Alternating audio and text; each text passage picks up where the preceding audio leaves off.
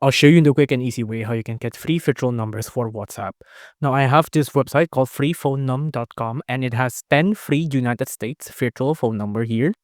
And if I choose a number here, for example, today, and you can see this is what the verification or the confirmation code that's received from this phone number is. There's also another one here, so there's 10 you can pick from. And not just American phone numbers, there's Canadian phone numbers here as well. You can see there's SMS today's here, SMS, SMS. Now you can see this one has received 0 SMS as of today. So you can see. And but although this is a pretty popular website, right? So sometimes when you sign up with this number, WhatsApp may flag them.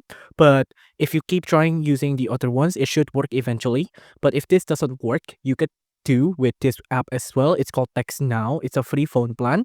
You can use already pre-existing number, or you can choose your own numbers like this. Although again, since it's free, then logically a lot of people will be using it, and logically as well, a lot of people might have thought to sign up with WhatsApp with this free number. So maybe WhatsApp may flag this number as well.